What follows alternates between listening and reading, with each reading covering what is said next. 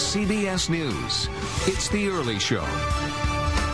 All right, I want everyone to listen closely now. This is actually the story you've been waiting for all morning, isn't it, Jeff? Isn't it? Stop it. Could be the most important information you're going to hear between now and next year. If you're planning to celebrate the start of 2012, Dr. Holly Phillips is here to help you avoid or treat the dreaded hangover. Very good, Jeff. And you've been waiting for this story. Oh, yes. Can't wait. So we know it causes a hangover. What's actually going on inside the body?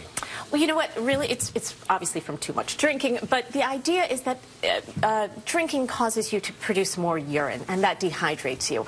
That causes that sort of sense of headache, nausea, fatigue. It also irritates your stomach lining, making nausea worse. And then finally, it lowers your blood sugar, which gives you that shakiness and just that whole sense of being out of it. It's not a good feeling. So what is the holy grail, then, of hangover cures? You know, Rebecca, if there were a holy grail, I think we would have found it by now. People have been drinking for a very long time. But there are some new products that just hit the market in time for New Year's Eve. That claim to work. That claim to work. You know, the jury's still very much out on that. This one is called Bitox. It is a patch. You put it on either your forearm. Yeah, you put it on your forearm or put it on now, Jeff. Try jar? Well, actually, preemptively. How long do you wear the patch for? Well, you put it on 45 minutes before having your first drink. And well, she does a couple shots after the show. I'm already in trouble because put it on right now, and then you wear it for 8 hours after your last drink. Where do you put it on? Anywhere? It doesn't matter? Yeah, anywhere that doesn't have hair. Somewhere on your face, Jeff. So really your forearm or... yeah, he can wear it right on his forehead.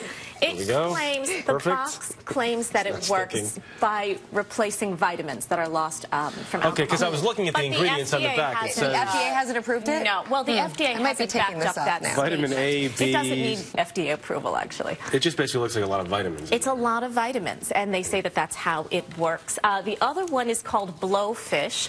It dissolves in a glass of water like this, which is good because then, of course, that forces you to rehydrate. It is a mix of aspirin, caffeine, and an antacid just to soothe your stomach.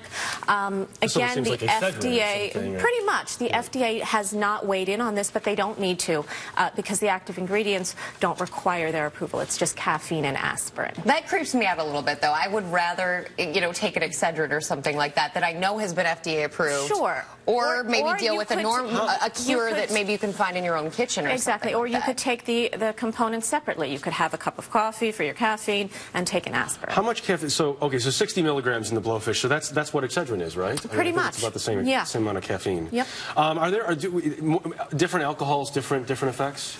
You know what? Darker alcohols, sort of the brandies, scotch, they have something in them called congeners, and it gives the alcohol its flavor, but it's thought to create a worse hangover than clear things like vodka and gin.